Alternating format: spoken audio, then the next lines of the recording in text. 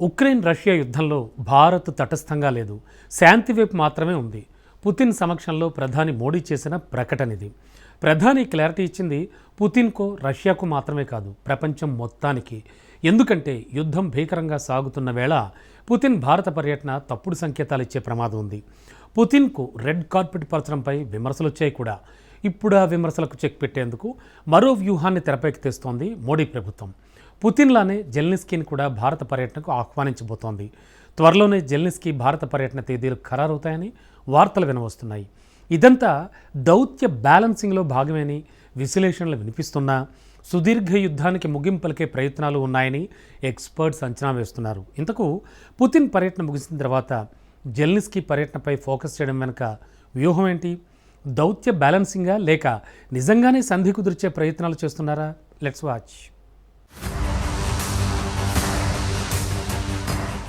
Ukraine war జోన్లో శాంతి చర్చల వేళ ఊహించని ట్విస్ట్. జెలెన్స్కీని భారత్కు ఆహ్వానించబోతున్న మోడీ సర్కార్. సుదీర్ఘ యుద్ధాన్ని ముగించేందుకు ప్రయత్నాలు నిజమేనా? एक्सेलेंसी पिछले दिनों विश्व समुदाय के सभी नेताओं से जब भी मेरी बात हुई और उन्होंने जब विस्तार से मेरे चर्चा की, मैंने हमेशा कहा है कि भारत न्यूट्रल नहीं है, भारत का पक्ष है और वो पक्ष शांति का है. हम शांति के हर प्रयासों का समर्थन करते हैं और हम शांति के हर प्रयासों के साथ कंधे से कंधा मिला करके खड़े हैं. ఉక్రెయిన్ యుద్ధం విషయంలో భారత్ తటస్థంగా లేదు, శాంతి వైపు మాత్రమే ఉంది.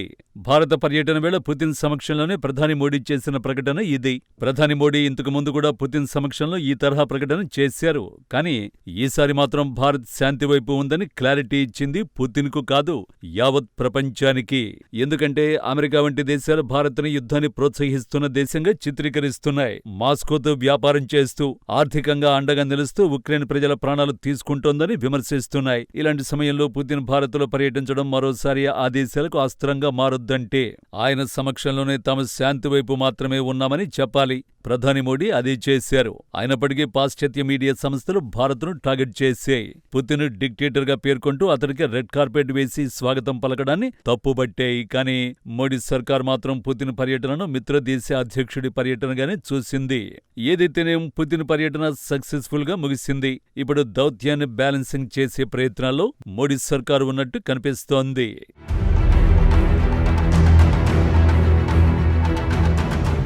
నాలుగేళ్లుగా భీకర యుద్ధం విషయంలో భారత్ శాంతి వైపే కాదు, చాలా బ్యాలెన్సింగ్ గా వ్యవహరిస్తోంది.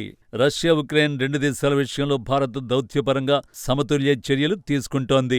ఇందులో భాగంగానే పుతిన్ భారత్కు వచ్చి వెళ్లిన తర్వాత జెలెన్స్కీని భారత్కు వెల్కమ్ చేయడంపై మోడీ సర్కారు ఫోకస్ చేసింది. వచ్చే ఏడాది జనవరి నాటికి జెలెన్స్కీ పర్యటన ఉండే అవకాశం ఉందని నేషనల్ మీడియా నివేదికలు పేర్కొంటున్నాయి. దీనిపై భారత్ ఉక్రెయిన్ అధికారుల మధ్య గత కొన్ని వారాలుగా చర్చలు జరుగుతున్నాయని, పుతిన్ భారత పర్యటనకు రాక ముందు నుంచే కేంద్ర ప్రభుత్వం జెలెన్స్కీ కార్యాలయంతో సంప్రదింపులు చేస్తోందని అధికార వర్గాలు వెల్లడించాయి. యుద్ధంలో ఉన్న రష్యా ఉక్రెయిన్ పక్షాలతోనూ సన్నిహితంగా ఉండేందుకు భారత్ ప్రయత్నాలు చేస్తోంది.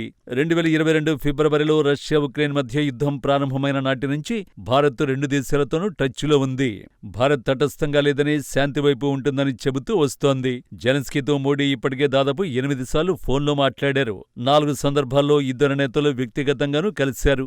నిజానికి గత ఏడాది కూడా ఇదే స్ట్రాటజీని అమలు చేశారు.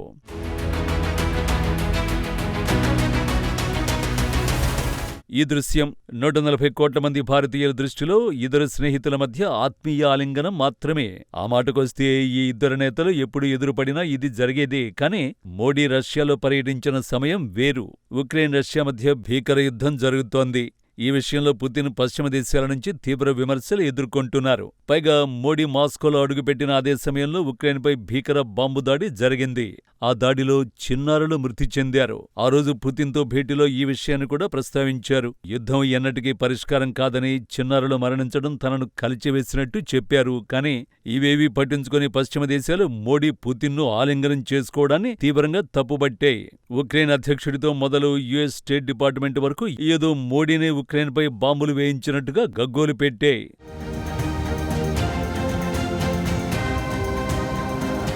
మోడీ పుతిన్ ఆలింగనాన్ని మొదట జెలెన్స్కీ లక్ష్యంగా చేసుకున్నారు. ప్రపంచంలోని అతిపెద్ద ప్రజాస్వామ్య దేశానికి చెందిన నేత ప్రపంచంలోని అత్యంత రక్త పిపాసి నేరస్తుణ్ణి ఆలింగనం చేసుకోవడం తనను చాలా నిరాశపరిచిందని, అది ఉక్రెయిన్లోని పిల్లల ఆసుపత్రిపై ఘోరమైన దాడి జరిగిన తర్వాత జరగడం తమకు వినాశనకర దెబ్బగా అభివర్ణించారు.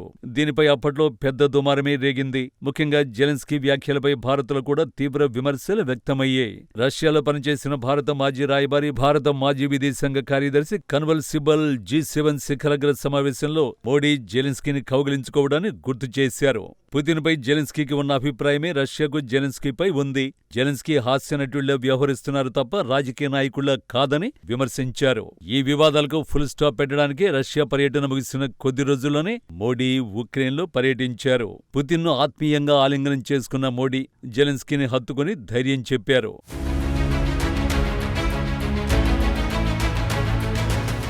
2024లో పుతిన్ను ఆలింగనం చేసుకోవడంపై వచ్చిన విమర్శలను తిప్పికొట్టినట్టే ఇప్పుడు కూడా చేయాలనుకుంటోంది మోడీ సర్కార్. పుతిన్ భారత పర్యటనపై విమర్శలను తిప్పికొట్టడానికి జెలెన్స్కీని కూడా భారత్కు ఆహ్వానించాలని డిసైడ్ అయినట్టు కనిపిస్తోంది.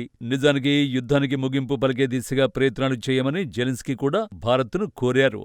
అంతేకాదు తమ దేశ అధ్యక్షుడు భారత్లో పర్యటించాలనుకుంటున్నట్టు మన దేశంలోని ఉక్రెయిన్ రాయబారి ఆగస్టు నెలలో ప్రకటించారు.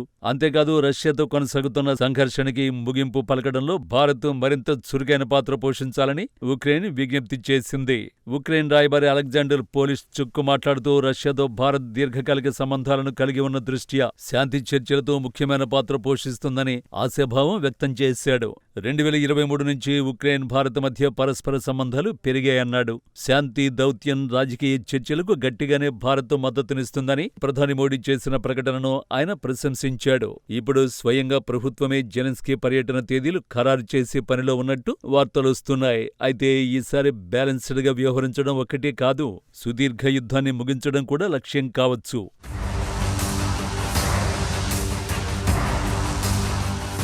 ఉక్రెయిన్ యుద్ధాన్ని ముగించేందుకు ఆల్రెడీ డొనాల్డ్ ట్రంప్ తీవ్ర ప్రయత్నాలు చేస్తున్నారు. కానీ అవేవీ కొలిక్కి వచ్చేలా కనిపించడం లేదు.